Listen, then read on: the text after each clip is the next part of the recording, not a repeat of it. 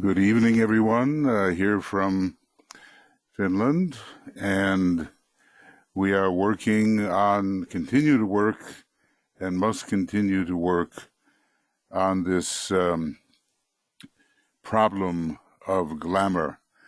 And I think if we are at all alert to what it is and how it can mislead people's desire nature so that they end up desiring that which is unreal, untrue, and does not lead to any good thing, we will see it operative in the world today. Sadly so, but we trust that, that we are heading for a decisive crisis with respect to these glamorous tendencies and fabrications. I will be meditating on fabrication tonight, the fabricating of the untrue, which in a way is simply lying, of course. What was it? One of our politicians was traced having made about 150, maybe 130 untrue statements in 1 week, or misleading. So, reality may be a painful sight, but it is better for the survival of humanity than are the misleading fabrications, which are based on nothing more than one's own wish life and distorted desire nature. So I think we'll have a little bit of alignment, and then, we have completed working, at least this pass, with the Glamors, which DK talked about as being individual, but of course they can apply to all of humanity as well.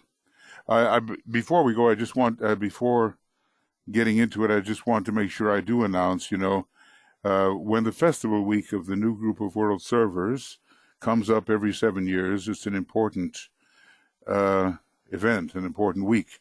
And this year, 2019, there seems to be a very strong concentration of the world servers, or at least strengthening those people who are affiliated with them. And events are being held in broadcasts and webinars. We'll be doing that, and others are doing that, and in person. If any of you would like to join us in Finland for our in-person week in the Temple of Silence, there won't be so many, of course, and we can't really handle so many, but we can at least have that kind of spiritual intimacy which comes from being right there together in the particular space. So please let me know, infinitize8@gmail.com, or let Tuya know, Tuya.S.Robbins@gmail.com, and we'll send you the material that talks about what we're going to be doing. And it'll be an intensive week, and I think people get a lot out of it. I know it's at the time of Christmas. That's the way DK said it. There's nothing more we can do. So some of you, have family responsibilities, and, you must be with your family, of course. We understand. Others are more free in that respect and might be able to join us. And we hope that many of you will be able to join us, at least for the webinars and the broadcasts. And but we have only a couple of months now, so if you wish to join us for the work in person, we've got to get going on it. So just email Tuya or myself and we'll provide you with what you need and answer your questions and so forth. Also tonight, I've been looking for a way to continue the treatise on cosmic fire discussions. And maybe, I don't know, BL, if you can possibly grab off the... you want me to put it in the chat box? Yeah. Okay. Thank you so much. We've got a link. It starts late here at 11 o'clock at night, but it's at 8 p.m. GMT. And, it's all going to be a combination of our discussions page by page. It's going to take a long time, or I'll be doing some sections in the solo mode. And already on Makara, there is one discussion webinar, and there are 4 additional solo webinars. I'm going to go over some of that material. Anyway, if you're interested in cosmic fire, there's plenty to keep you going. On the Makara website, the first 1,100 pages or so, or maybe even more, are all written. The commentary is written. And then the last 100 pages or so, there's about 33 programs that cover some of those more arcane matters having to do with electric fire and the old commentary about those things. But now there will also be video commentary on the beginning of the book, so if you're interested, there's no reason why you and I can't learn a lot by once again going over this magnificent book, which is written, we are told, for initiates, but from which any sincere student can gain a larger picture in reflection. And who knows, some shaft of new light may come in and bring us closer to the sense of synthesis which we're all trying to cultivate. Okay, so let's have just a little bit of an alignment before we get into the discussion. And and here is the TCF page that BL has just put up, and it's going to be, I think, in the chat box. So you can copy that out. And that will take you, that's, let's see, BL, does that give them the link for tonight's webinar? I think we've got to get that in there too, if possible. What it does, Michael, is it takes them to the Makara webpage that we have for your new TCF series. And right at the very top of that is the link to register. And then it also shows them where the previous information that you have on the series is. So I thought it'd be cleaner just to do it that way. Okay, that's fine.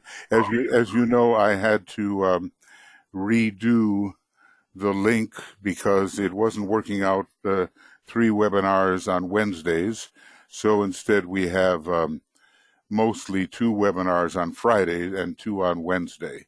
So it's going to be a new link from what the original had been. So hopefully you find that. If you would like to attend, I'm going to be dealing tonight not so much with the introduction to the book, about which I've said plenty and you can absorb from the videos, but I'm going to be getting right into the substance of the text, which begins with the 3 fundamentals of the secret doctrine. And, kind of gives us the underpinning of everything.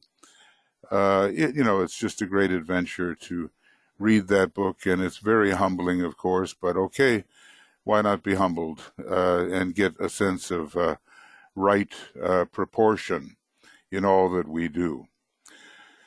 Okay, so let's just have a little sense of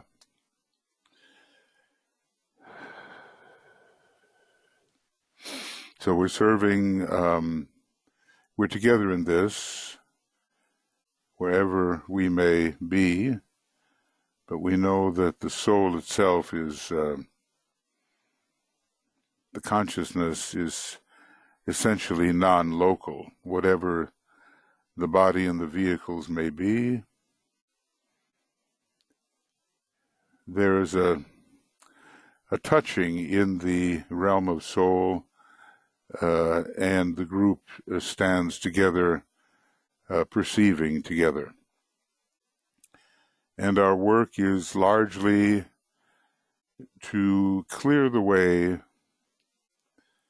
to reality, at least a certain measure of reality that is greater and deeper and more authentic than what we usually experience, and certainly more than what the average non-aspiring person experiences.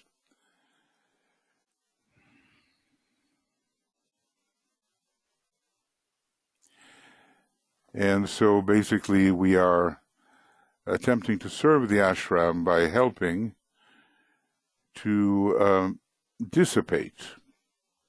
That's the word so often used. Dissipate the fogs, the miasmas, the darkened areas, the distortions, the mists, the clouds, the veils, you use whatever word you want, that hides something deeper from our consciousness.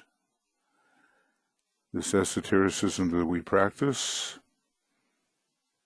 is all about consciousness. It's not all about being, maximally effective on the physical plane and going through things without learning anything.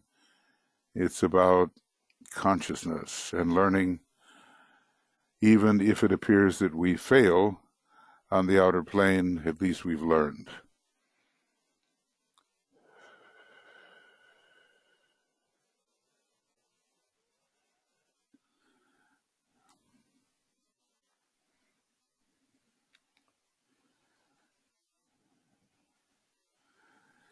And so basically we're following Master DK's methods and his protective devices, and we're learning how, and the majority of this work is done between the first and second initiation, not exclusively, of course, how to clear the astral plane so that the light of Taurus and of Venus can shine at the second degree and basically let love in and overcome distortion.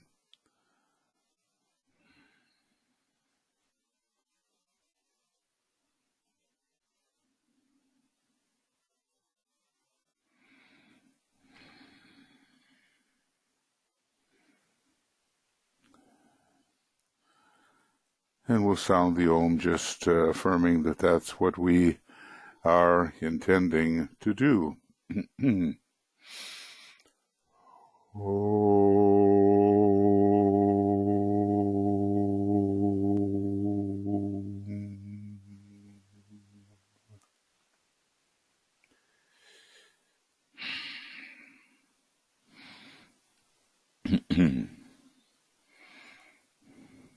I'd like to welcome you, at least once, Alexandra and Anna and Anne and Annette and Antoinette, Ario, Barbara, Catherine, Chris, Deborah, Eva, Frida, George, Gloria, and Gretchen, Jan, Johi, Karen, Kim, Lenny, Leslie, Lona, Margot, Mariana, Mariut, Martha, Natni, Nienke, Olivia, Risto, Robert, Tia, Winnie, and Ivenica is trying to get in here. She's offline at the moment. Zenaidi and Veronica. And at the moment here, in the function of stabilizing whatever I do, is BL over here on the right-hand side. So welcome, and let's do some work together. But now we're going to go on to a new section that follows. Well, we're making progress. We've had 131 programs. And we're involved in readings from Glamour World Problem. As a matter of fact, what I'd really love to do, if I could only manage, is to get readings going from all of the books. Well, of course, that's too ambitious, but, we do have from Destiny of the Nations periodically, maybe, every other week or 3 weeks, and we have weekly from the Reappearance of the Christ, and now we'll have Cosmic Fire, and there's other things going on. The astrology book, it has been completely done, if you want to follow that, and all of my speculations about the egoic lotus are in a video book if you want to go there. There's a lot of programs, and I think you'll find some interesting points of view. I've tried to springboard from what the Tibetan has spoken about these matters. It's certainly an encapsulation of the process of evolution, all in one lotus. It's an amazing thing. Anyway, there's just lots to do in terms of assimilation of what the Tibetan has given us before he begins to work around the year 2025, and may we recognize his work instead of repudiating it. And no doubt there'll be plenty to learn then during this 21st century, all the way to the end, I'm sure, and beyond. So what I'm trying to say, friends, is that you have a lot to study. And the Tibetan did not become as he is today without centuries of study. And of course, the deepest type of meditation. And, when I went to see the Dalai Lama, 2011, and some of you made that possible, there was a list of all the great sages in Tibetan Buddhism. And I was amazed to see that Arya Sangha, which means, the heroic Sangha, the noble group, was, that name is associated with the Tibetan. And in the early days, AD, he was a very prominent Buddhist scholar. Just imagine. Maybe second only to Nagarjuna, which means the serpent warrior, who was Master Kuthumi, his master. So anyway, this Arya Sangha, he meditated profoundly, and he was said to be able to enter the Tushita heaven, a high level, where he could commune with the Lord Maitreya. And I thought, well, this really sounds like our Tibetan. The name is right, the meditation is right, and as he says, I number myself among the humblest of the friends of the Christ. Now, everything the Tibetan says, you've just got to look not only for the obvious meaning, but for the symbolism hidden behind his words. So he's oftentimes being very exact, and we think he's just kind of talking in flowery language or symbolic language, but it is a technical thing, the friends of the Christ. And one of the disciples in the group, oh golly, well, I'm forgetting. I know his name, I know his astrology, but I'm forgetting his letters right now. He had a tough life, and he was on the wisdom line, and the Tibetan said, look, the friends of the Christ, such as you are becoming, are often on the wisdom line. And they have several lives where they're really being tested out to see if they can endure the kinds of things which such friends must go through. So we have a wonderful teacher, and the depth of what we can absorb from him is astonishing if we just stick with it. Let's never think we've read the books and that's it, because within those books are 5 or 10 other books. They continue, it builds right off the pages into new revelations which are not written down. So maybe some of those will flash in front of our consciousness somehow. All right, now I never know exactly how far I'm going to go here. Let's just see what happens. It just depends on how it feels. Oops, that's not right. That won't do. And here we go. Try to make this the right color. Okay. I have here enumerated many glamours, but their names are legion, which just about means countless, doesn't it? And I have by no means covered the possibilities or field of glamour. If DK was undertaking to write to us individually, who knows how that may work out in the future, he would find the particular glamour or major 2 or 3, but usually just one thing that's standing in the way for each of us, standing in the way of future progress. And he might give it a name which is entirely different from what he's listed here. I remember he gave one man who was a very fifth-ray type and was a stabilizing force in the glamour group.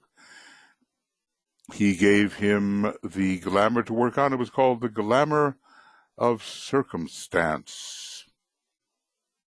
Now, this man's rays were ray 1 soul, ray 5 personality, ray 5 mind, ray 6 astral body, and ray 7 physical body.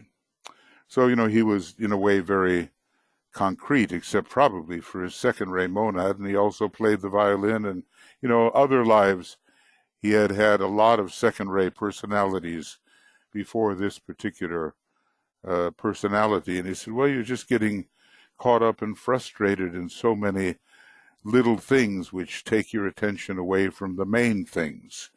And it was as simple as that, the concretizing tendency of the 5th ray and the 7th ray together, and combine it with the 1st ray, which manifests much on the physical plane, and he was just caught in form.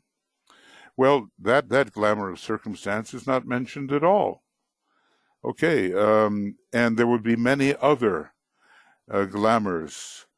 If you read through the book, Discipleship, Volume 1 and 2, he mentions them, and they are not necessarily the glamours that we've just been studying. So it's a very elusive kind of subject. Things slip away from you. They're hard to name. They're hard to see. But we know one thing, that if we don't see and feel reality, we're under the spell of glamour. Okay, so anyway, their names are legion. And I have by no means covered the possibilities or the field of glamour. One of the groups with which I have worked, now, maybe he's getting a little personal here, because these are groups of nine people. They're called the groups of nine. And he intended to organize all of them. They would have been 9 times 9 is 81, and then the last group would have been 27 people, 3 taken from each of the other groups. But he didn't get that far because the war came along and his attention was drastically needed elsewhere. So he just began organizing the political group, and he had to drop it and reorganize the whole thing. So one of the groups with which I have worked had certain characteristics and difficulties. Now notice it's a group that has that, not just the individual, and it might be of value if I mention it here. This group had a curious history in relation to other groups because its personnel changed several times. So it's really a question of stability, isn't it? You know, he had a lot of Gemini people working with him one way or another, and you know, he's a Mercurian type himself, and so he attracts people who have a lot of Mercury but can't handle it the way he does. And we do know that the normal mantram, which is not yet the spiritual mantram for Gemini, is let instability do its work. You may notice that the present President of the United States and the present Prime Minister of the United Kingdom are both Geminis, as well as the Attorney General. He's a Gemini, as well as the personal lawyer of the President of the United States. He's a Gemini. So, you know, when you don't have the ability to respond to the head of the cosmic Christ, which is Gemini, you may be caught in this kind of crazy instability, which is flexible simply for personality reasons. I won't get into that too much, but it's an amazing lineup of people who are misusing the Gemini energy when the Tibetan used it so brilliantly, and the people attracted to him, like Alice Bailey, Sun in Gemini, Mary Bailey, Sun in Gemini, Foster Bailey, Gemini rising, yes, and well, a number of them, quite a number, actually. They had this sign, and they used it correctly. So energy is neutral, and it can be put into glamors and distortions, or it can be used correctly. So this group he's talking about here had a curious history in relation to the other groups because its personnel changed several times. Each time the person who left the group had been in it from karmic right. You know, DK knew these people, you know, and when they applied to the arcane school or came within the orbit of his work, or even when they didn't apply, because he would tell Alice Bailey, right to X, right to Y, right to Z. Okay. Each time the person who left the group had been in it from karmic right and old relation to myself or to the group members, and had therefore earned the opportunity to participate in this activity. I remember, you know, Keith Bailey and I used to have sessions with the last living disciple in the Tibetans group, and okay, she was a Gemini. Was it Gemini rising or Sun in Gemini? Let's see, it was Cancer, Scorpio, and Gemini. Anyway, Gemini was strong. She always talked about DK as being her grandfather in an earlier incarnation, and no doubt family relations do play into these later ashramic relations.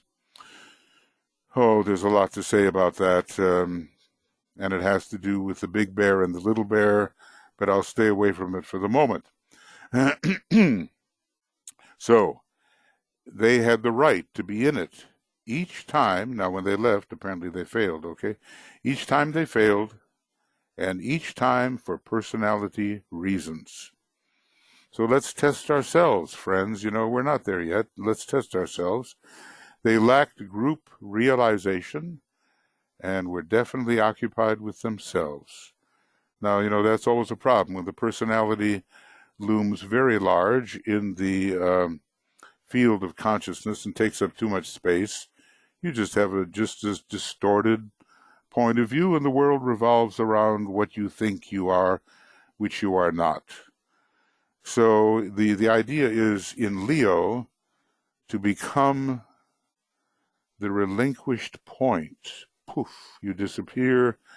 It's the ultimate in decentralization, and then you can talk about the one life. But that's an advanced stage.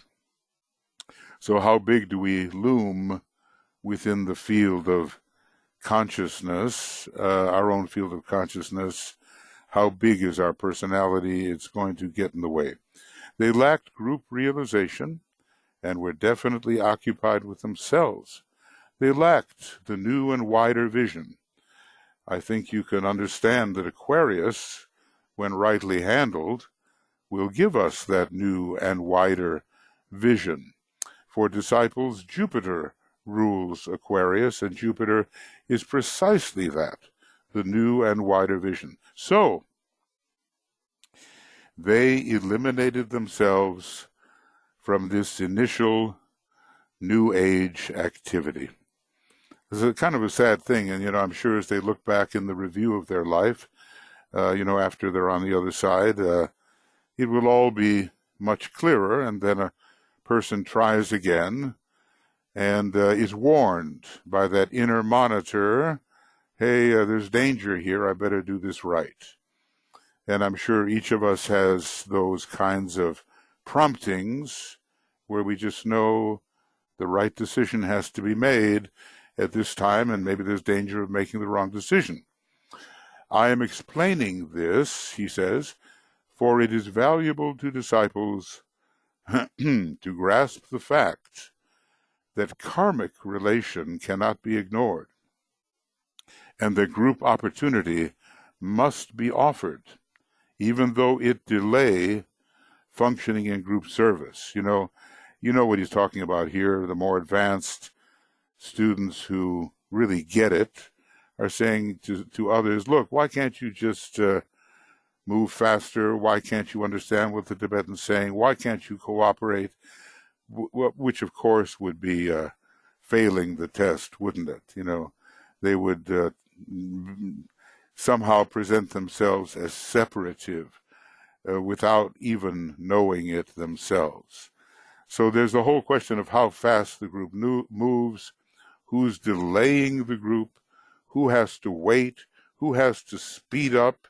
It's all in the rules of the road, isn't it? Some move ahead, he follows after. Some move behind, he sets the pace. It's in the rules of the road. I remember I once taught a class, and one of the more established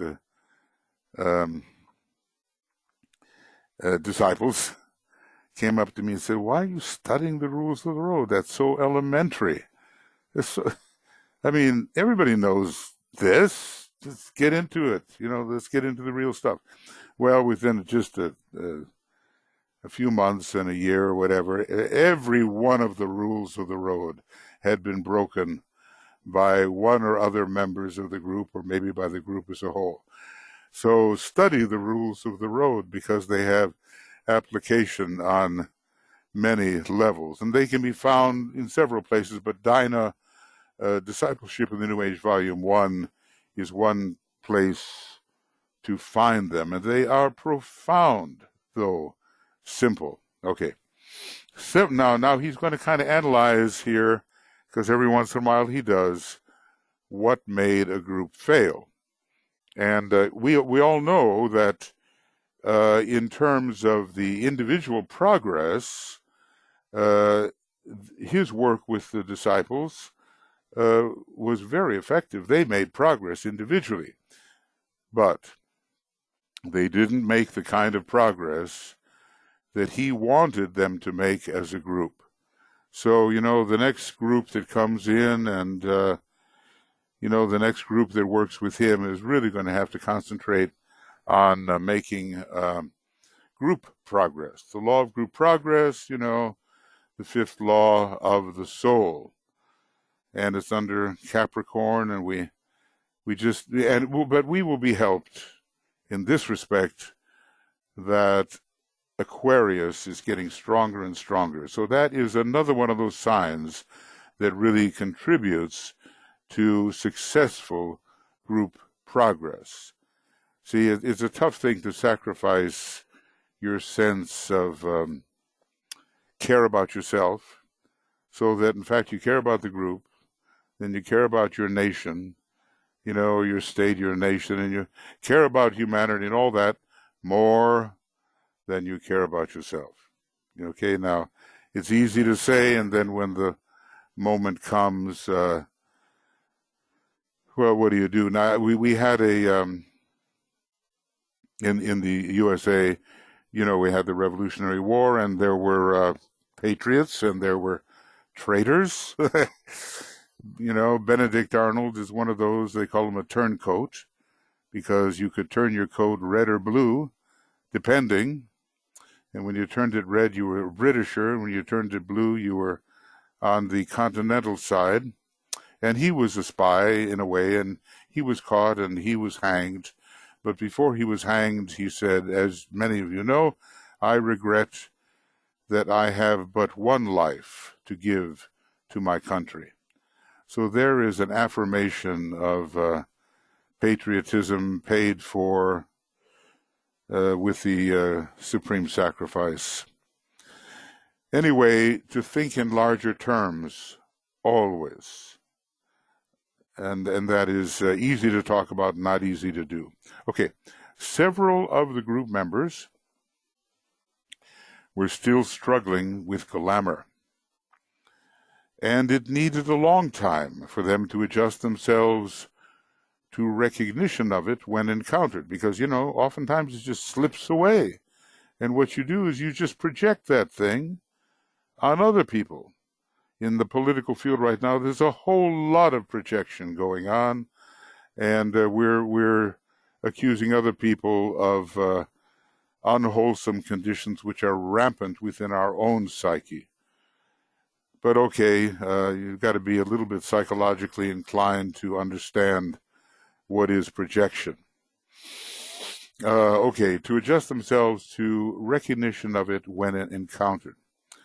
The major task of this group, he's writing for his glamour group, the recognizers of reality, the recognition of reality.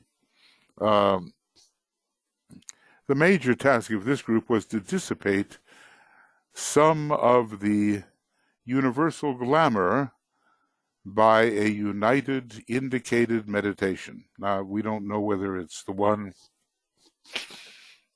that we have, maybe it is, or something else. Not all of the meditations have made it into the books. Certain of the group members were also facing or had major adjustments in their lives, because, when you start to pursue the esoteric path, the people you're with may sort of throw you out, kind of repudiate you, or you may find that you cannot any longer be within such a situation, which inhibits what you want to do spiritually and for your growth. So there are things that happen. There was a man he was Libra. He left the group because he fell in love and so forth, and then he ran into hard times later, and the Tibetan says, you're learning a lot about yourself, aren't you? And then he came back to the group. He was Alice Bailey's secretary. People go through all kinds of personal things, and they have their adjustments to make. So anyway, major adjustments. And it took a little time for the needed subjective rhythm to become established. But they all worked with understanding, perseverance and enthusiasm, and it was not long before the group work was started. Okay, so, we have to have that at least, right? We have to believe that what our teacher is offering us is really of value. We have to stick at it, even though we're disappointed at times, and enthusiasm, breathe in that divinity which really keeps us somehow excited about the work. You would find it of value to consider the following questions. So let's do that, as we go along here. Like I say, I don't know how long I'm going to keep reading on this, but we're reading our way through the book, and I do think, that we will we'll finish this book. It's not a long book, and maybe even we're about halfway through. You would find it of value to consider the following questions. Okay. Number one, what is the method whereby ideas are developed from the moment of impressing the mind of some intuitive? What is the method whereby ideas are developed from the moment of impressing the mind of some intuitive? Now, we're going to be into the white magical process here, and real ideas are found on the Buddhic plane. The minute you descend to the mental plane, even the highest level, you may have some very fine abstract thoughts, but they're not the living being which an idea really is. An idea is a being, incorporeal, having no shape or form, but giving a shape and form to formless substance. The definition is something of that nature, and really we may have to wait until we can access the fourth level of the Buddhic plane before we can deal with true ideas. And of course, they only become truer as we ascend to the still higher planes on the cosmic ethers. So what is the method whereby ideas are developed? What does he mean by developed? From the moment of impressing the mind of some intuitive. So, keep that in mind. We may have a chance to discuss it. But development is a downward development toward manifestation in this particular case. And an idea such as we may contact has first to impress the abstract mind within the triad. And then it has its implications have to be worked out within the causal body and within the concrete lower mind as it applies to circumstances which need to be affected by the idea. So we're concretizing here, but doing it in the right way according to the white magical process. Broadly speaking, they pass through the following stages, as you've often been told. So let's see his enumeration of these. A, the idea, excuse me, it's based on intuitive perception. B, the ideal, based on mental formulation and distribution. It still may have some emotional content associated with it, especially if Kama Manas is involved. But it's not that living, immediate thing which, a being without body. That's what an idea is. Each one of us is really an idea. Now, can you say that the absolute being is an idea? I think it's beyond that. But when you start to look at absolute infinitude, which is the ultimate infinitude, and exists in a way beyond any universe, any kind of relationship you may find there, any kind of activity, everything is there, really, is essentially a supra-universal idea and is the basis of the archetype of the next universal logos. There's a series of these logoi of the universe, and each time a different archetype is operative, because no two universes are ever the same, according to the principle of unrepeatability. This is emphasized, by Master Moria, unrepeatability. But the essence is ever the same for every universal logos, and there's only one essence ever. So, it's a reduction. An ideal is something we long for. It's a reduction of what the immediate blast of an idea is. Maybe some of you have had an idea, and it may hit you. Sometimes the old comic books, light bulb going off. It may hit you, and you may not even know what's in it. But wait, you've grasped the wholeness of it. And now you've got to unbundle it day after day, week after week, in all of its relationship possibilities, and you get out of it the concreteness which is suggested. And then there is the idol, based on the concretizing tendency of physical manifestation. It's somehow very much rays 5, 6, and 7. This concretizing tendency.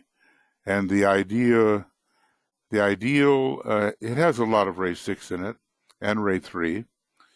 The idea itself, well, the abstract rays 1, 2, and 3 are involved in some of ray 4, because there is a numerical resonance between the plane of ideas, which is the fourth subplane of the fourth plane, hence correlated with the number 4, but still that's the vessel, and it contains rays 1, 2, and 3.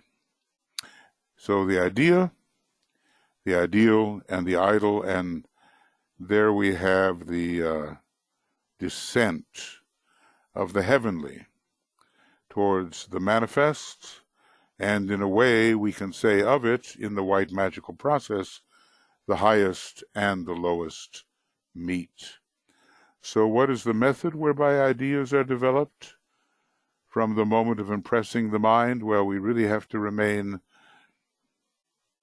true and in alignment with the higher outline, we might say, which begins to take form in the abstract mind and so forth. We cannot allow emotional distortions and mental misunderstandings and errors of Maya to come in and mess up the manifestation of what this part of God that is an idea is trying to manifest. So that, we can meditate on that, obviously. Now, just a little more. Okay, yeah, just a little more. Good. I'm always glad when I feel like stopping, the book confirms me. Okay. What glamours do you feel are particularly dominant in the world today, and why? Now we could almost stop right there and reflect on that. And let's do that. Let's reflect a little about the glamours that are prominent. Now, they're going to be on all the rays, but especially on the rays that are powerful.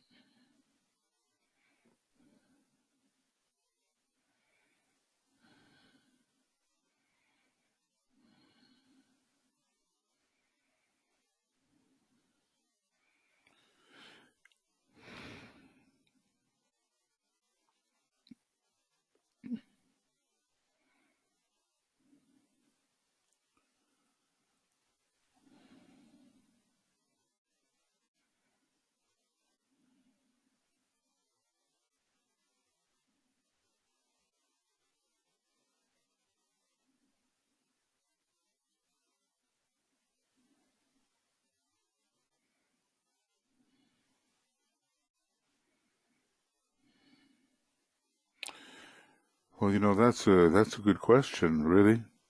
And then, of course, you would also, look at yourself in that respect. Recently, I saw a film. There's been on television an ongoing series. I was told to look at it, but I had no time.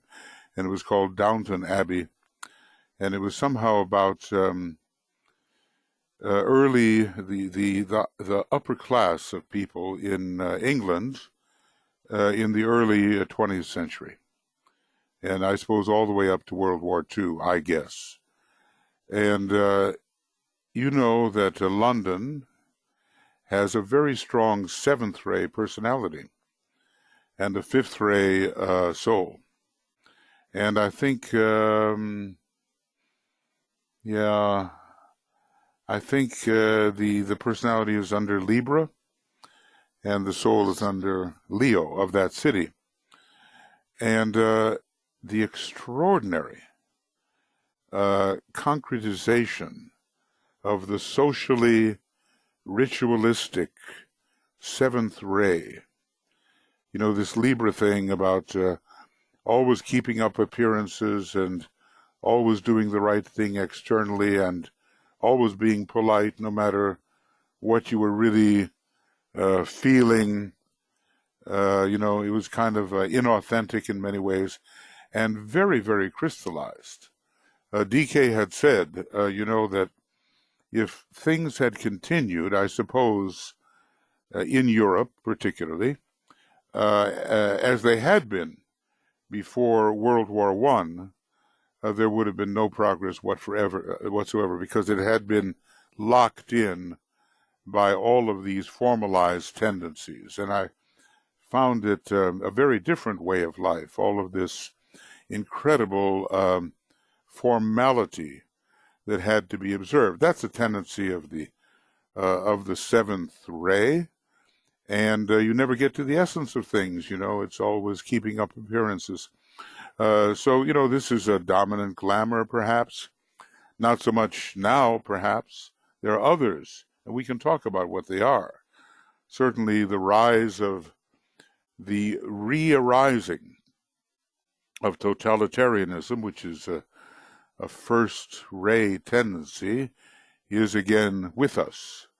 The Romans are back, and they want to dominate in a dictatorial manner, and democracy, real democracy, is threatened, and financial manipulation is constant, and the hoarding of money and the privation of those who cannot meet their basic needs is overlooked, so there are many things on the rays that are happening today.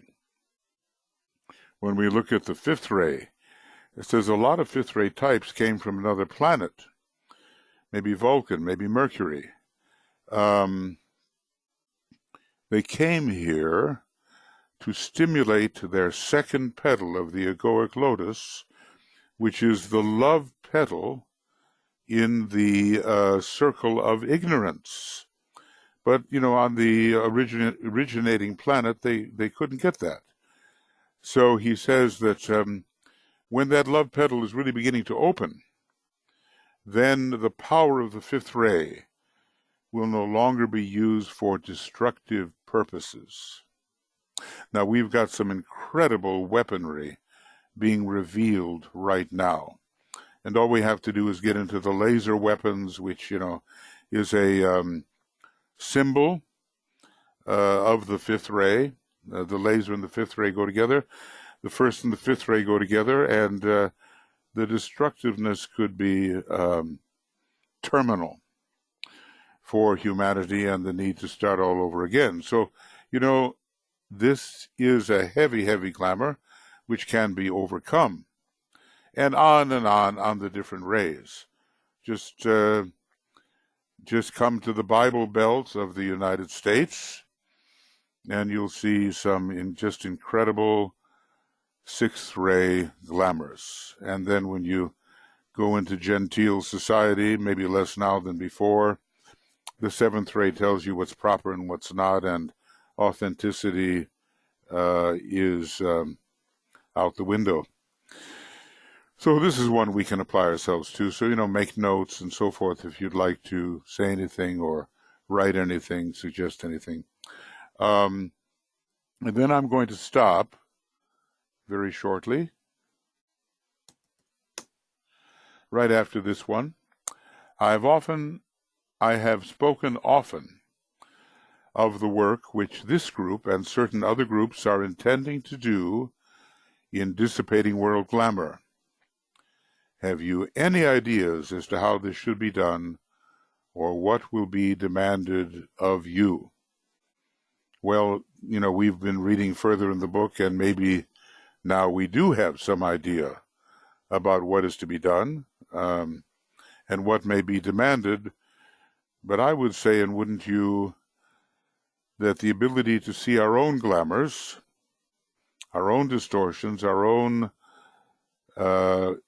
unjustifiable magnifications and unjustifiable minimizations, so that we never get a nice proportional figure, we've got to see those things, those tendencies in ourselves, which we oftentimes protect by some kind of emotional reactivity. So he's, throwing us back on ourselves, and before he has written the later part of the books with the meditations that we've been following and which his group has been following. So that will be enough for our discussion.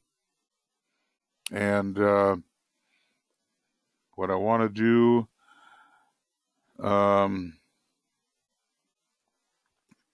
since I'm always getting lost when I, present these things. Whoopsie. How do you like that? And that's, get rid of this and get rid of this. And maybe get rid of this. All right, so we've finished 132, I do believe. And we're going to be launching into 133. And today has been the 18th. And we go to the, there's a lot going on these days. I'll just see what we can do to stay consistent. And this is going to be, it shouldn't have been a morning presentation. Well, there will be a morning presentation. This should have been an evening. This is an evening presentation, and that's correct.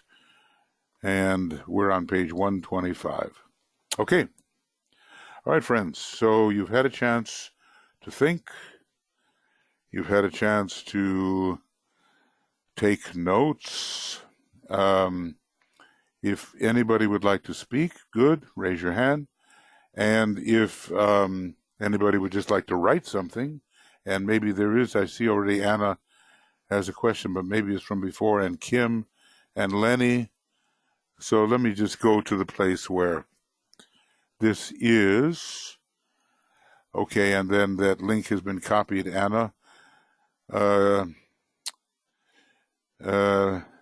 Maybe BL, you could help Anna Sklar with that. I've done that. I emailed her the link. Fantastic. Great. And has Natney, oh my goodness. Oh, you're unable to see my screen. Well, that's Natney. It happens every Glamour webinar. I'm going to have to ponder on that, you know. And maybe you could see it after a little while. And you said no. I tried to help her with that. Okay. Well, we may have to. Okay. Yeah, we may have to find the way, and let's just see if that applies, Natney, to all of the webinars. If it does, then there's some kind of connection issue. And we have to get over that, you know. Meanwhile, I hope the words are at least coming through. And I thank BL for intervening there.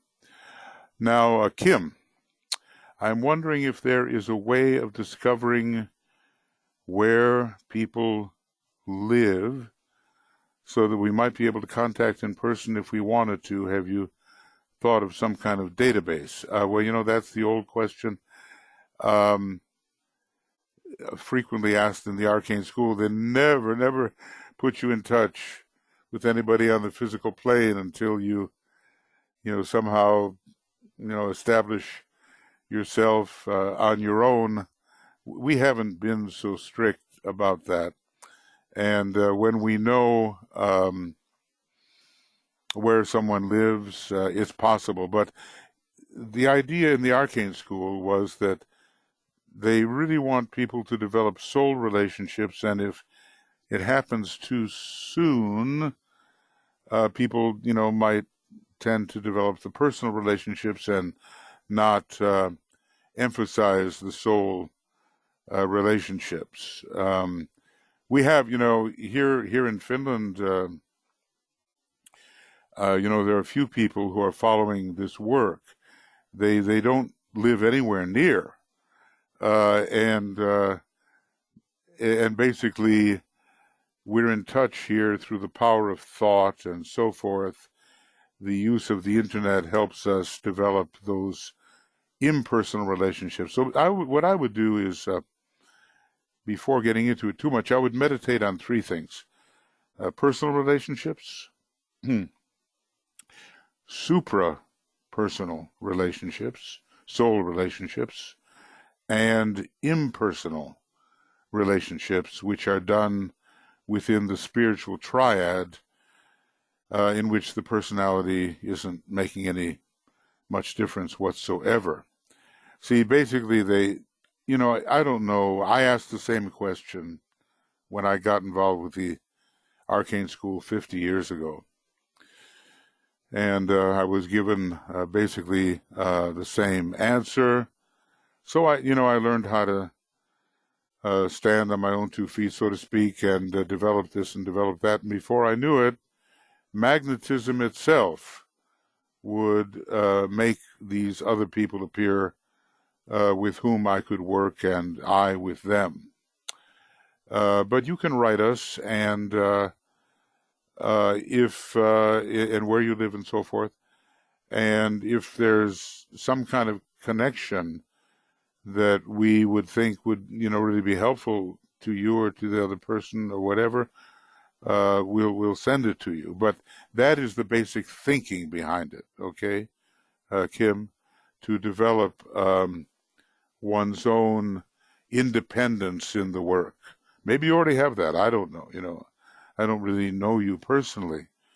And, I have benefited much from associating with my peers, but I tend to find them at places like conferences and online events and things of that nature. And conferences have been very important, where people show up and you see you have things in common and work to do. So it's not a cut and dried answer I'm giving here. It's just that there are dangers and maybe there are advantages. Let's just see how it goes. Right. So there are people, and of course, if you live very, very far off the beaten track, then you're really being given a lesson in independence. I had a friend once who wanted to be just in the right place for her solar return. She lived in New Jersey, and she ended up flying across the Bering Sea on the tip of Alaska. She was, a third ray, a really avid astrologer, and she was there, and I don't know if she ever was really happy about that solar return, but she certainly had an adventure. I don't think she would like to live there, entirely isolated, but now we have the internet and all that. There's no entire isolation. So let's see what we can do.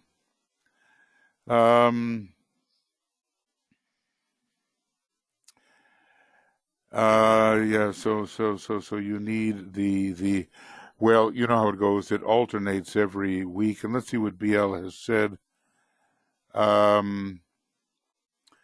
If you go to MoriaFederation.com, you will see the notices on I emailed her the days and links. Okay, that's great. We alternate every other week, and the Ask program are all in the morning or all in the evening here in Europe. GMT is what we measure by. Now, if along comes a full moon or something like that, or some really important event, then we may break our usual schedule. So just read what BL has sent you, and hopefully it's going to be of value to you. Now, tomorrow evening we're supposed to be working on the soul of nations, and that's what we'll probably do. I don't know whether I'll do it or Tuya will do it, but that will be the order is always the same every week, and so far we've been operating every week except when we travel, and we try to let you know. Now, the generation of Uranus and Gemini, Lenny. Well, that's occult mind, isn't it, Lenny? I'm in that generation, and it lasts for 7 years. So it was, if there's anybody now, they're too young. They're not there yet. But that was back in the early 40s, and for another 7 years. So I was born in 43, and maybe, up to 48, 49, something like that. It's an electrical connection, Uranus, between the higher of the pairs of opposites and the lower of the pairs of opposites. It's also giving a fertile access to ideas that may be waiting there to precipitate. Basically, you can precipitate fairly easily from the rain cloud of knowable things, as it's called. There's also the rain cloud of unknowable things, and maybe occasionally a precipitation may occur there. But generally, originality of thought goes along with that Uranus and Gemini, or complete scatter, chaos, hectic, the misadventure, just not being able to organize one's comings and goings, some kind of chaotic condition. It all depends how the individual responds, because the form will determine the use of the particular energy which is available. I've always been grateful for that position in my own chart. I've had it along with Saturn very close. So it never went too far, and, it's contributed to a lot of my attempt to be exacting in my thought. And it would open the door, hopefully, if used correctly, to occult mind. And it would be very useful in bringing together the cosmic ethers on the cosmic physical plane and the dense 3 cosmic levels. And everything we want to do esoterically is located here, and Uranus rules this whole thing. So there's a kind of a sub-violet going on there with the Buddhacatmic, monadic, and logoic plane, and to precipitate this into the dense physical vehicle of the planetary logos, Uranus would help you. So those are a few things that you may, take into consideration. I have a question, re the Lucis CD. I don't know. I'm no expert on that. What do we do if our laptop doesn't what? Doesn't it reject it, or what does it do? Doesn't have a CD. Some of the newer ones don't. Yeah, no problem. You can usually get an external CD that will plug in. Absolutely, and not expensive either. Maybe $30, $40, $40.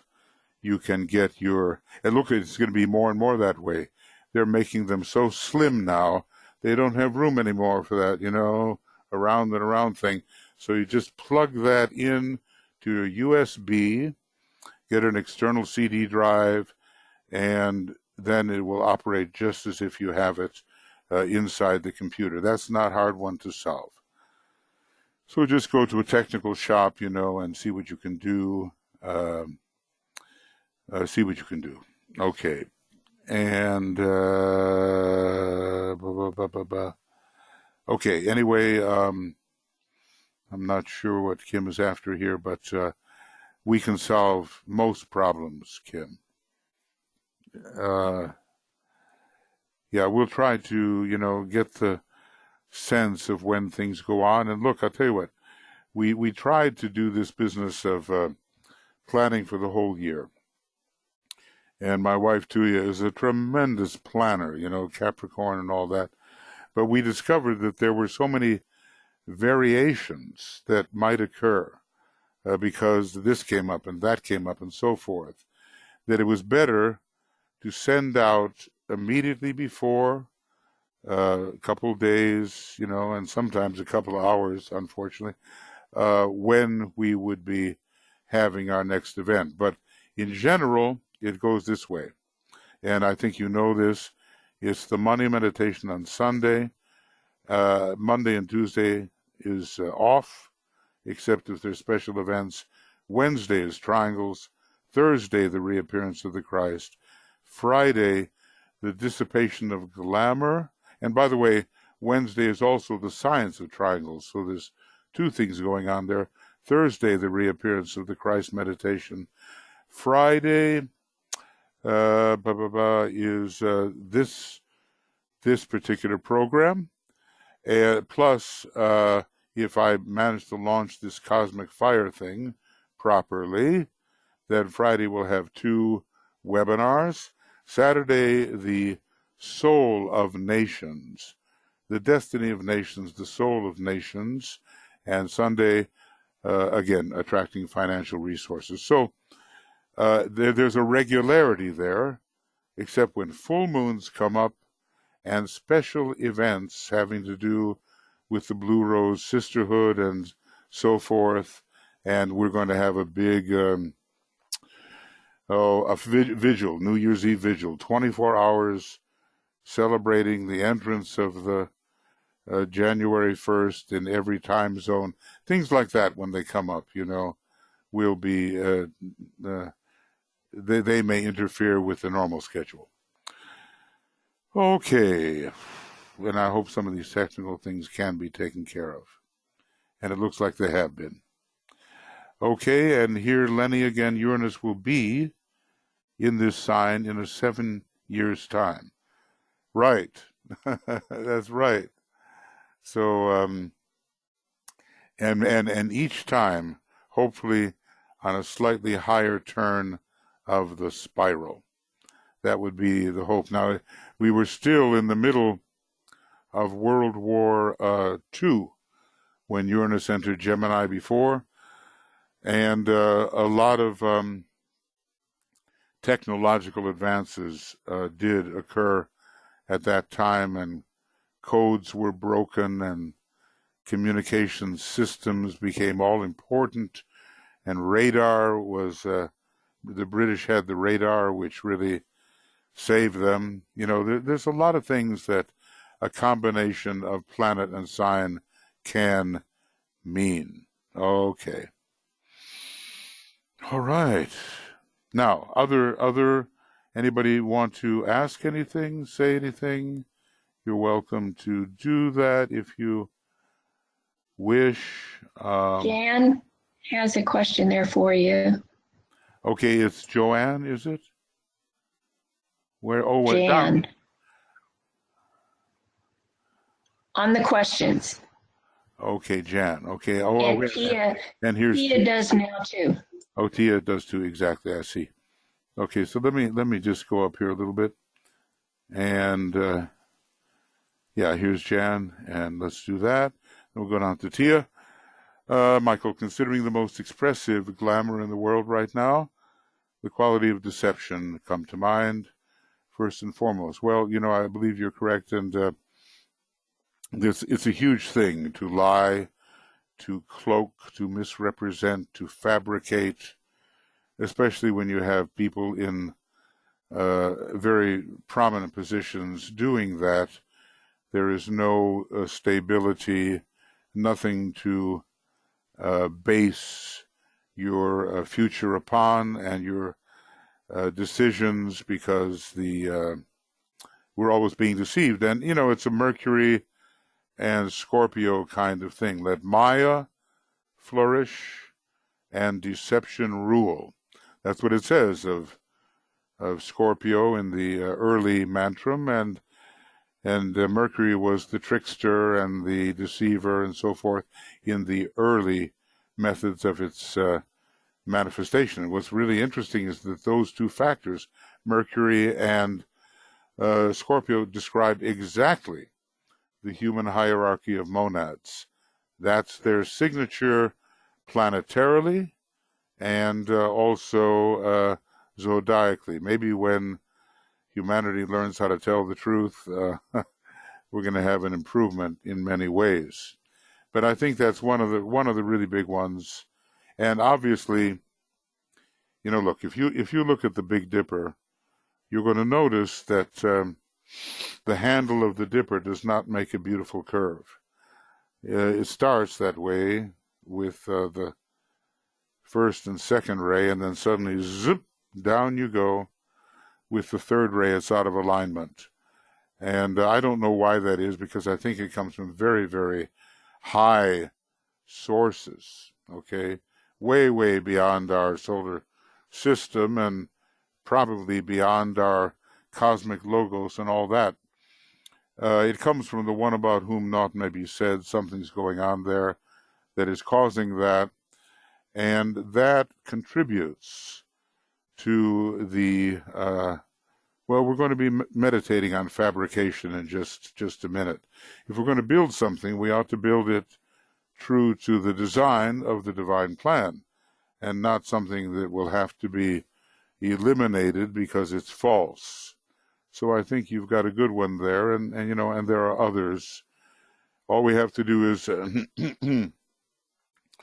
see, look, the third ray and the sixth ray are the big problem at the moment. And here's a problem, too, that the majority of human beings at this time have either a third-ray personality or a sixth-ray personality. Well, the DK did have one example of a man who was a third-ray soul and a sixth-ray personality. He embodied that very thing, that very problem, and he was the most glamored of them all. And DK worked with him to try to clear his window just a little bit and not be so befogged. But then, as I've said before, the masters are never ungrateful, and this is the man who basically financed the publication of the books, as you would expect, financier on the third ray and so forth. And so DK kept him in his ashram on the periphery for his own protection, as he had almost veered off on the left-hand path in his last life.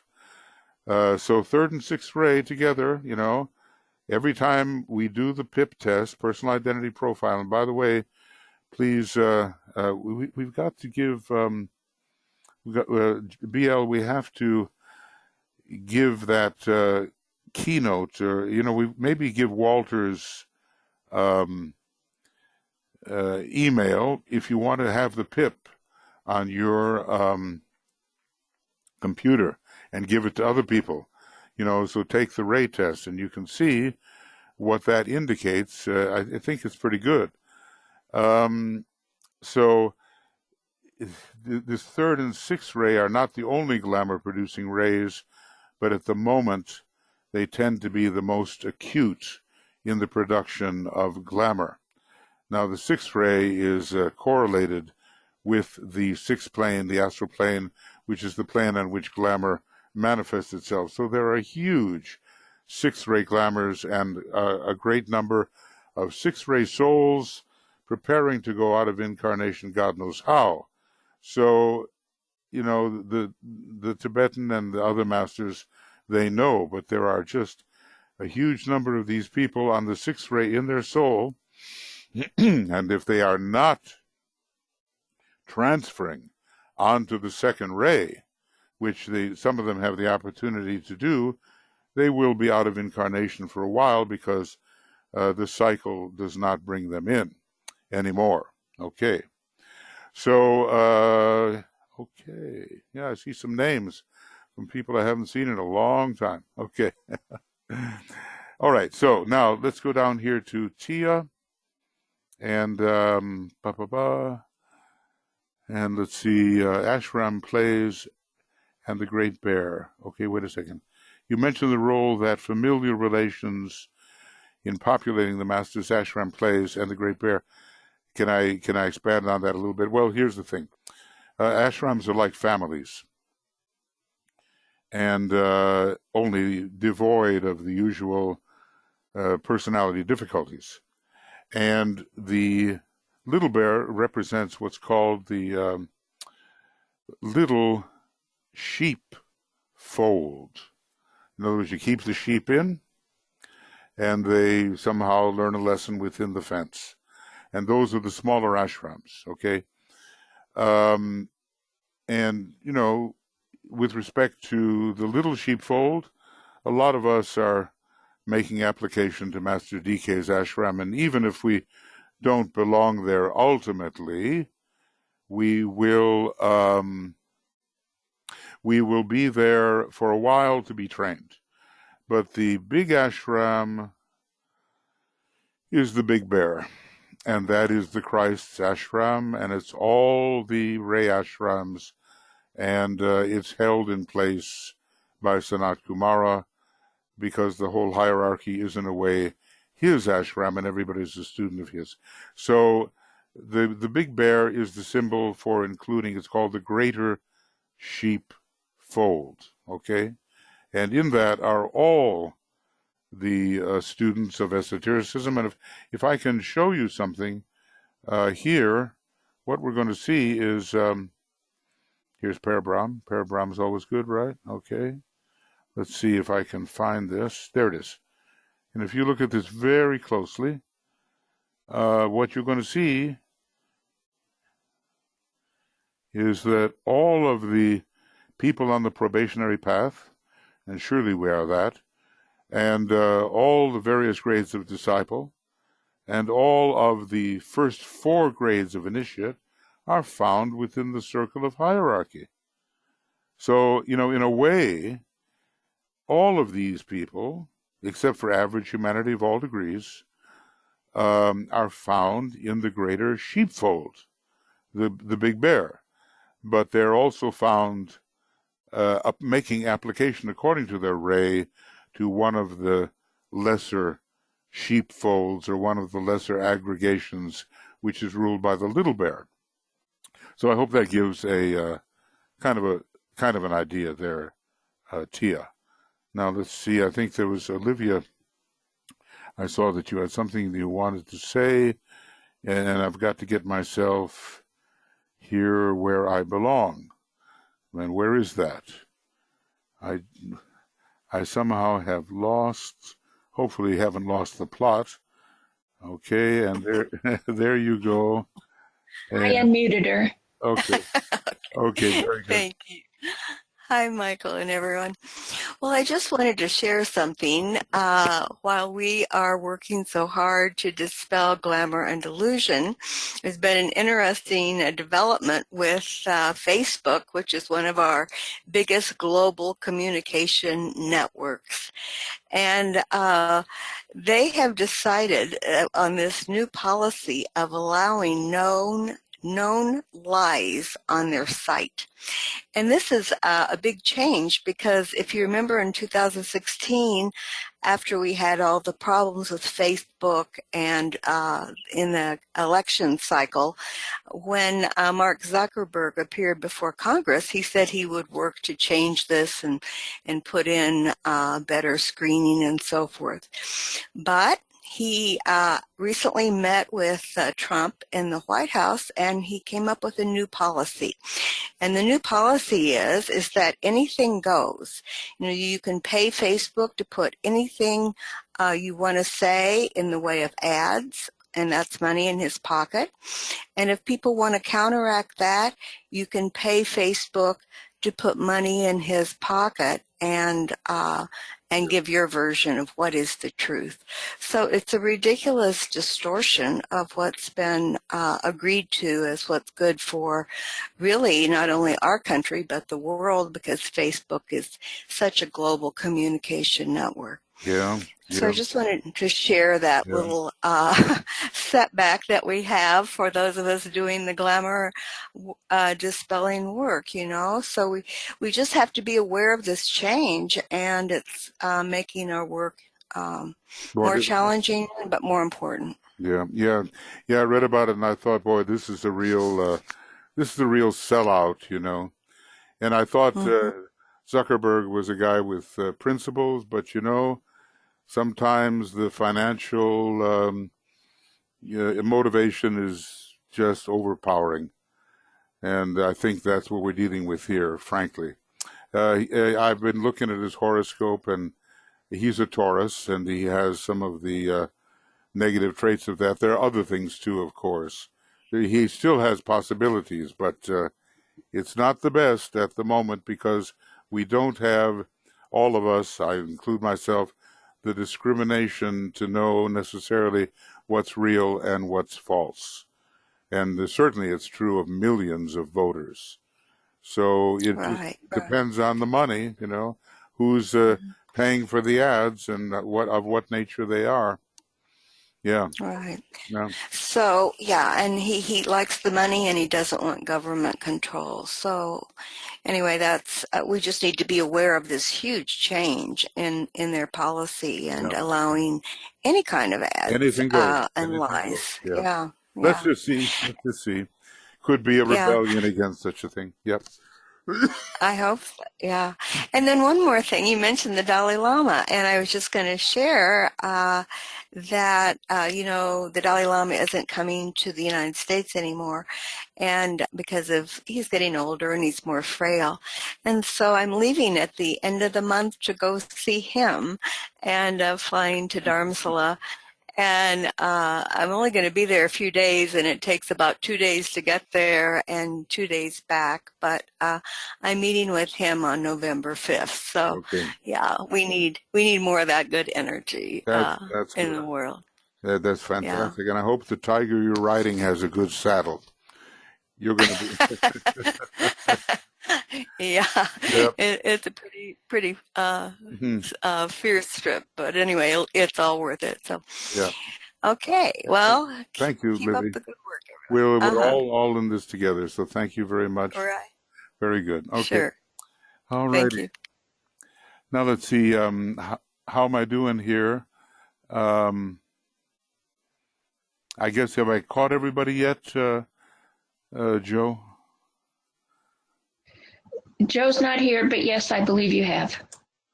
Oh, I'm sorry, BL. I'm just so used to it. Goodness, I'm just wrong. Anyway, forgive me. Um, so it looks like everybody who has wanted to speak up to this time or wanted to write something has been able to do that. That's great. All right, well, let's apply ourselves to this.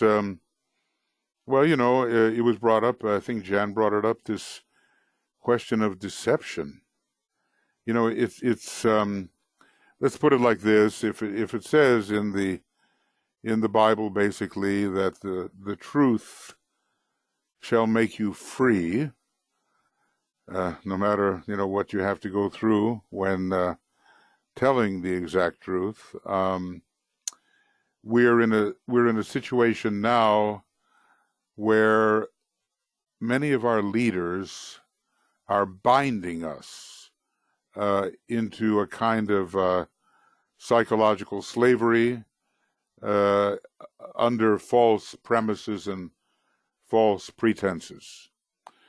So the materialism, we are told, will fight to the last ditch, and that's where we are. We're in the beginning of that fight to the last ditch of the materialistic forces. Now, it's not that they're going to be conquered entirely. I mean, they have their role to play much later in the planet's history, planet's future, rather. But we can do a fair amount of clearing for the Aquarian age and bring a lot more people onto the path and advance the cause of initiates, I think, quite tremendously. If the Christ himself is going to be giving the first initiation on the physical plane during the Aquarian age, we know that that is tremendous. He's also going to be giving the second initiation. I think it's more on the astral plane. But anyway, the fact that the mysteries will be externalizing in a way that is known and visible, even to all and to many, not that all will be attending because that's not allowed, but we are in for some real progress if we do things correctly. And that means doing things correctly in our own life, which is always the hard thing. And as Master Moria said, even the smallest grain of sand can stop the largest wheel.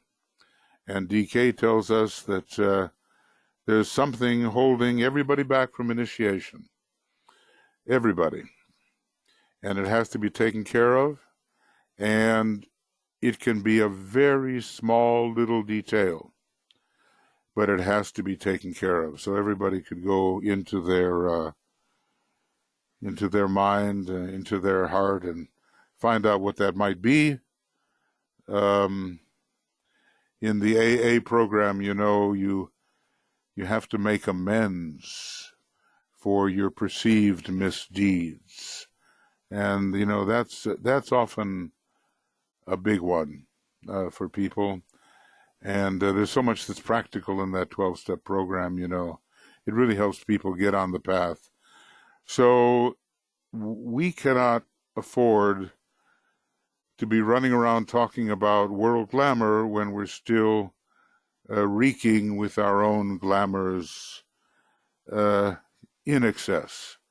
So let's be very, very sharp about what may be holding us back from making our best contribution to the world situation in terms of dissipating glamour. Okay, friends, so let's take a look here now, and wait a second, I've got to get rid of some of this stuff here. Too many things. Okay. So, and the fabrication, the glamour of fabrication of the untrue,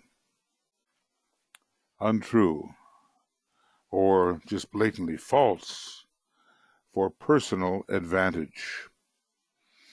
The fabrication of the untrue or false for personal advantage. We could just call it lying, but from various when you look at the same thing from various points of view, it helps you get a little better insight sometimes as to what's really going on. I mean, this is if a major leader can be accused of, was it 129? I forget. Anyway, 129 false statements in 1 week. False and misleading. And, and we're supposed to, it's just like unbelievable, So somehow the dignity and the honor of these offices of leadership must be restored.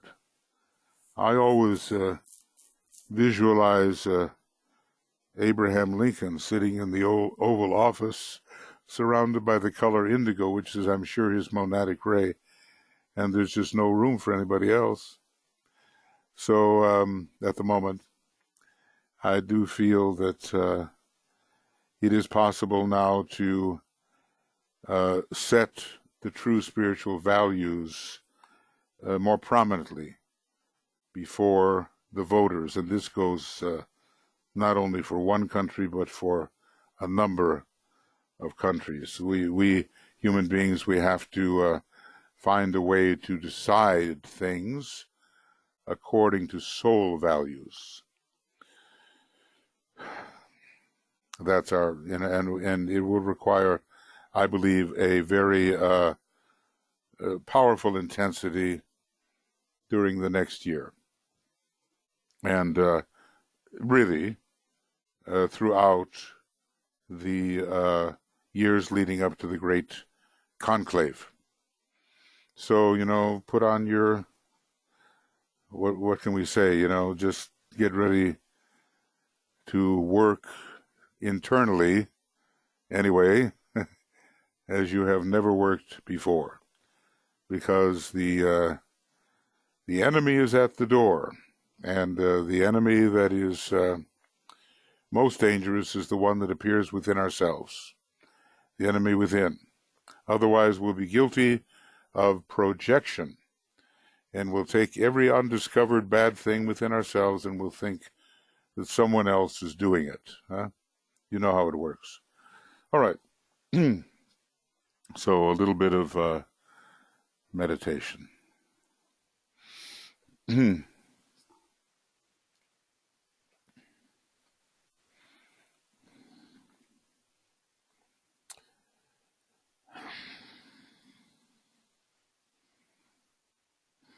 So we won't take a full 10 minutes of silence here. You can do that in your smaller dissipating glamour groups, which I hope you form.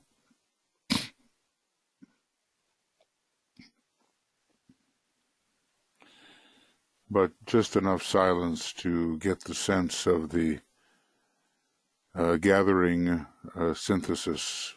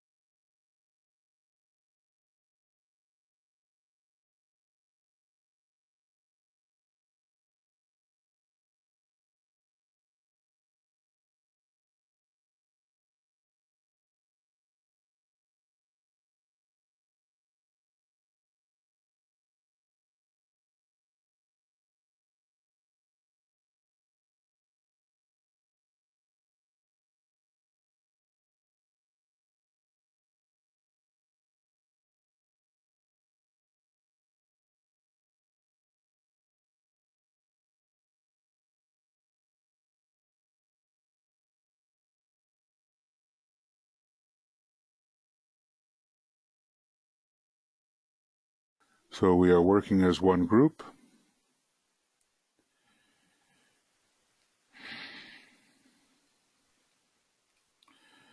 And however much we may be spread across the globe,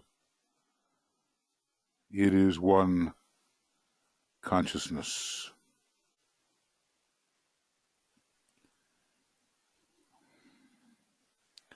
And as DK says, when we work this way, we enter the area of what he calls the greatest illusion. This is using illusion in a generic sense, a general sense, not just specifically applied to the mind. Illusion, glamour, or maya can all be used generally as applying to each level. So we have to be careful, and some people in his group were not careful. And they paid the price, and the groups paid the price, and DK was called upon to do protective work, and he had his hands full with that. But it did work out.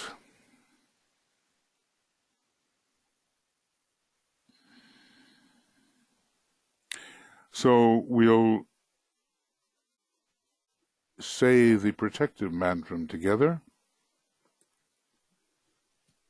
imagining that as we trace this cross of divinity, that we're tracing lines of light, making a lighted cross.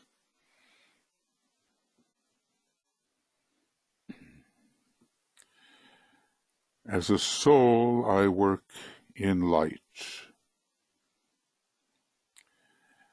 and darkness cannot touch me. I take my stand within the light. I work, and from that point, I never move.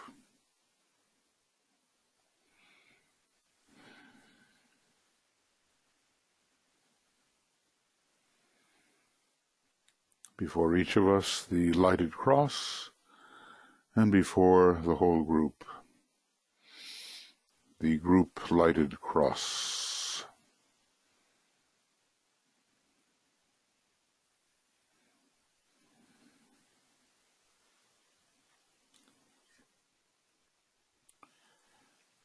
Now we focus the triple light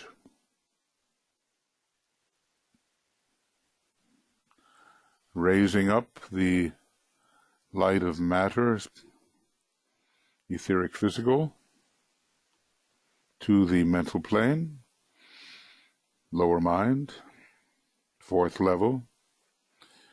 We raise the light of matter,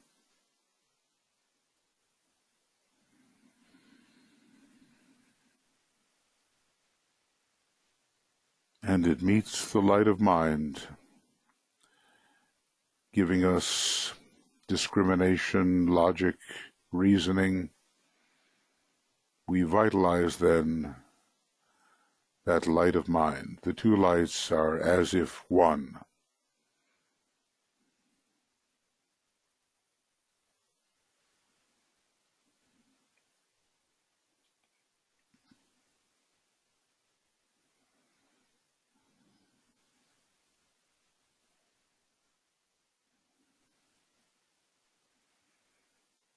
And we seek to detect the light of the soul, which we can visualize above our heads.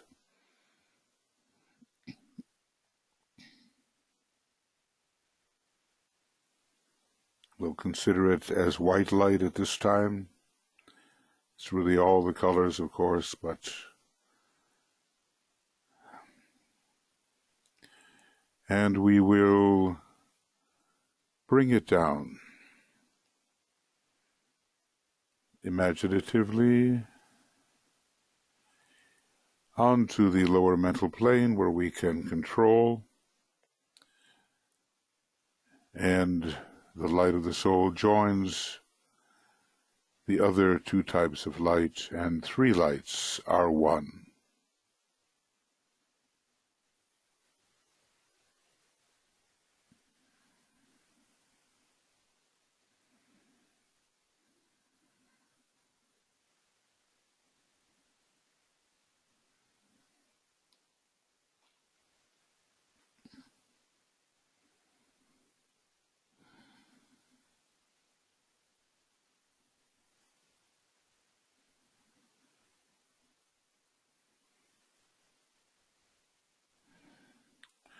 And from this triple light,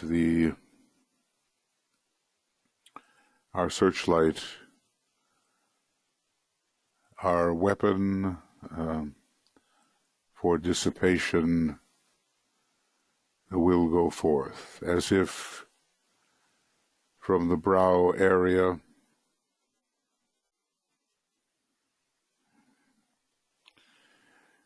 and we say,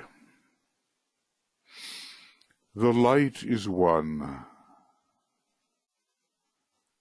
and in that light shall we see light. This is the light that turns the darkness into day.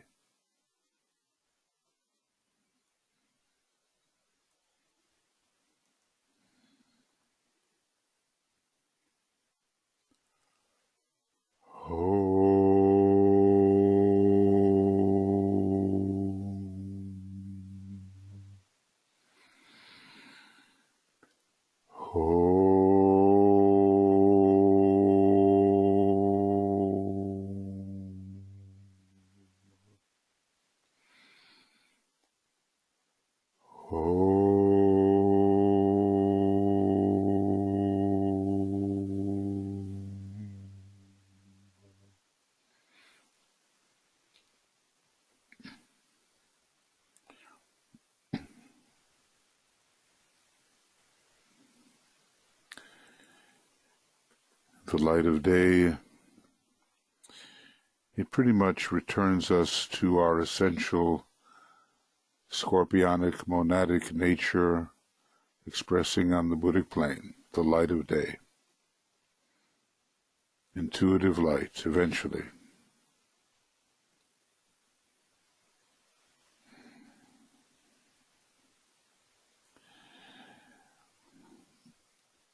Now, the formula. And as we say the words of the formula, as we connect the subjective world with the subtle world, there is a difference. We'll visualize that great searchlight arising and turning its light upon the astral plane.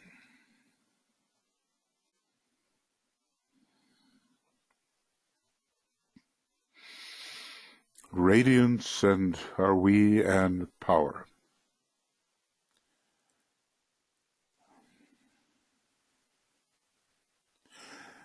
We stand forever with our hands stretched out, linking the heavens and the earth. The inner world of meaning and the subtle world of glamour.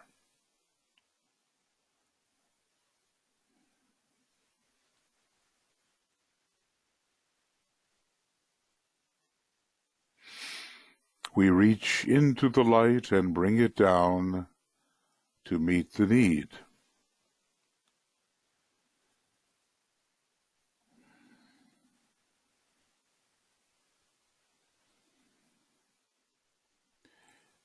We reach into the silent place and bring from thence the gift of understanding.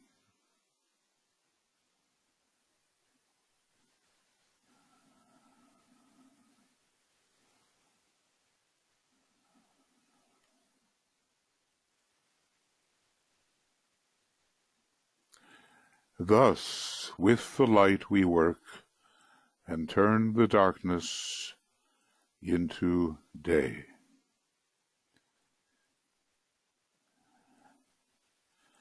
And our searchlight has gone forth into the clouds and mists and fogs and veils which have to be dissipated. But one more step.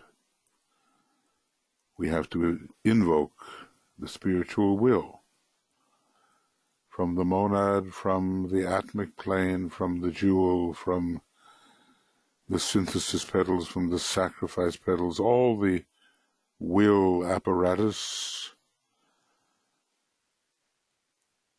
We invoke this strength of will.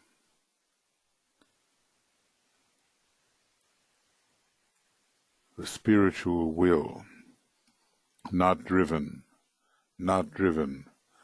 by any personal desire.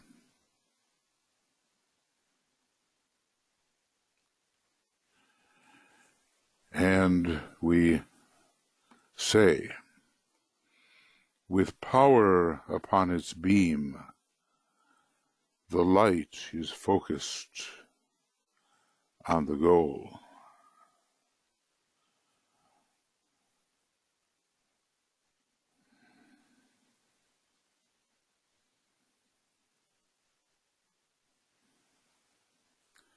And this is strengthening the beam.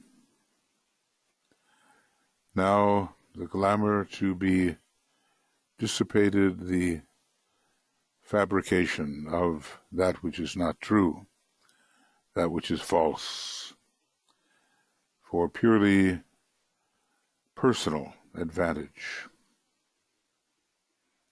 You know, the devil, as they say, however you want to interpret that, usually the lower three vehicles, downwardly polarized. The devil is the father of lies. So we're dealing here with the fabrication, you create it, of the untrue, of the false, for purely personal purposes. And let's think for a moment what this has done in the world over the years, what has happened as a result of this fabrication. Nothing new. It's been going on a long time.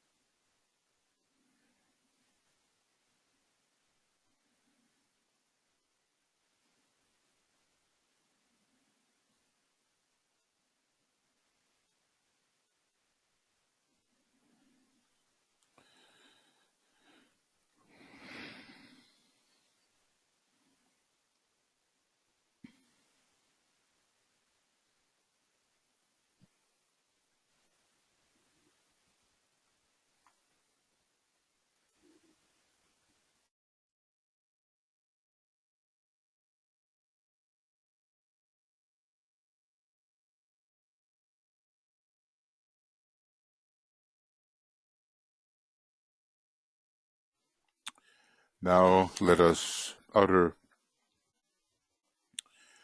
these words of power.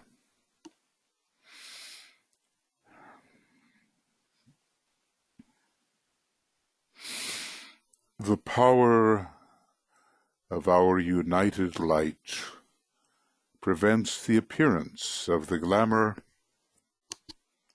of the fabrication of the untrue and the false.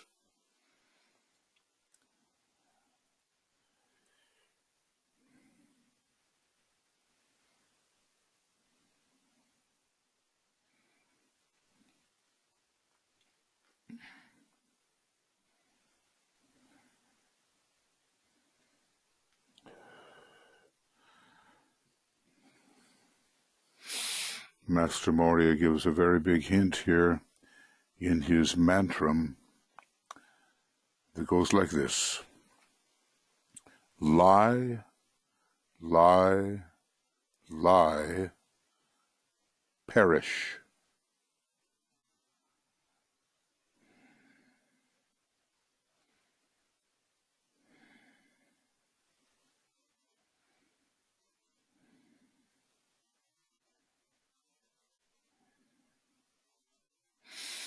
The power of our united light negates the quality of the glamour from affecting humanity.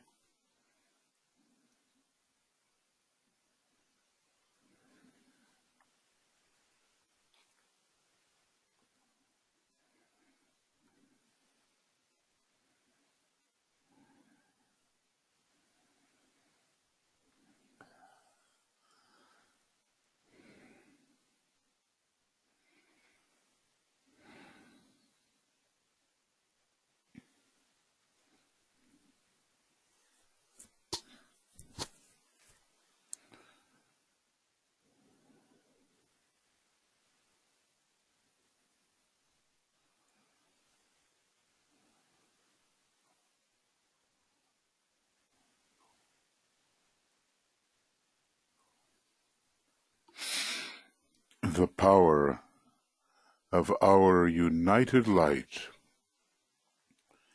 destroys the life behind this glamour of the fabrication of the untrue and the false for strictly personal advantage.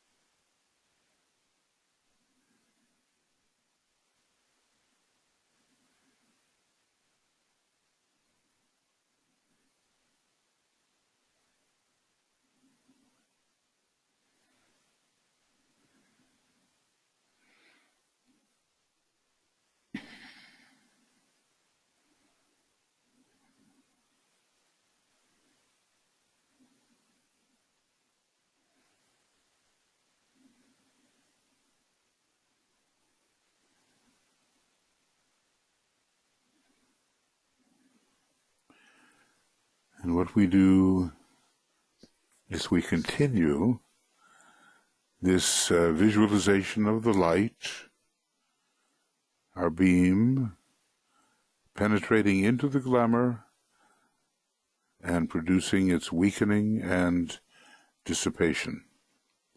So we will have 5 minutes of silence and intensity of purpose whilst the work is seen as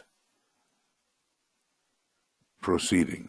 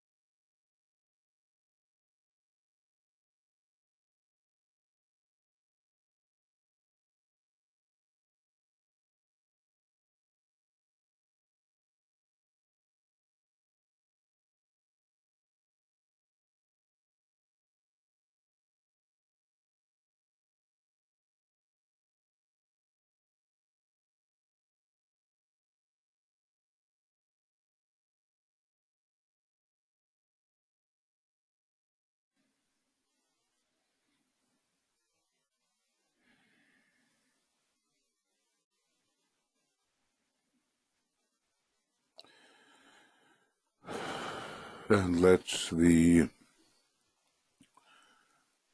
Sun of Truth, the true archetype, take the place of these false fabrications.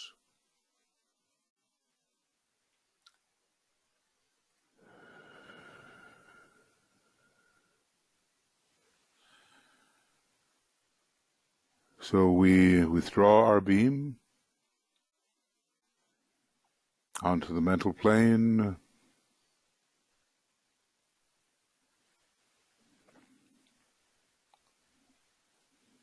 We preserve the ability to do this in our own individual hunt and destroy process for individual glamours.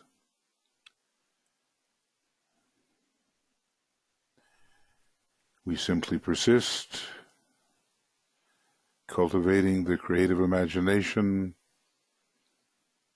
and always seeing a clearer and clearer condition on the astral plane where a love and right desire will prevail. And now we end our little meditation here with the Om sounded 3 times.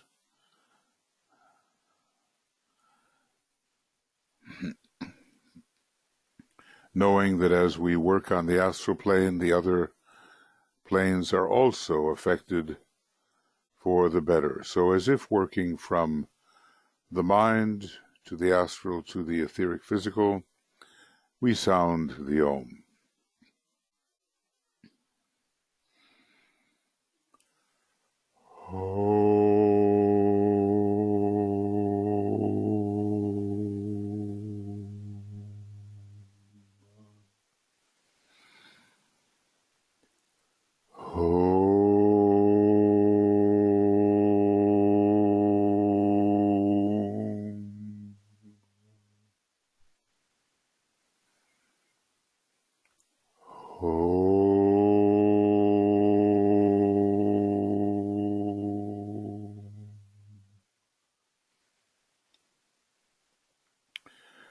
And thus we clear the mind of misunderstanding, the astral body of distortion, and the etheric physical body we clear of chaos.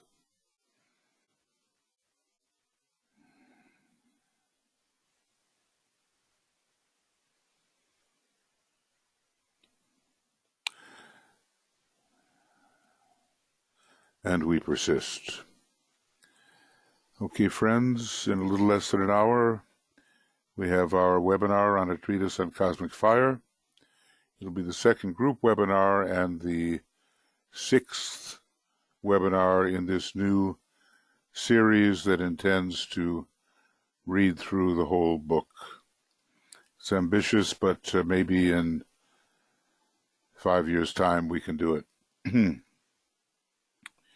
So I want to thank you very much for being here. We continue tomorrow, which is Saturday, with our Destiny of the Nations work, the Soul of Nations. And there's plenty to deal with to help the soul of nations emerge. And it all begins with helping your own nation and the soul of humanity, and defining that to yourself in a way that really makes sense. So, thank you. Lots of love, many blessings. Thank you, Olivia Tuya, and joining me, I joining them, for getting this whole thing going. And we persist with, we're at the hundreds now, and we'll just keep going as long as is indicated. Okay. Good night, good day, good afternoon, whatever it is for you. And we'll see you soon, some of you anyway. And all the best to you. Bye-bye.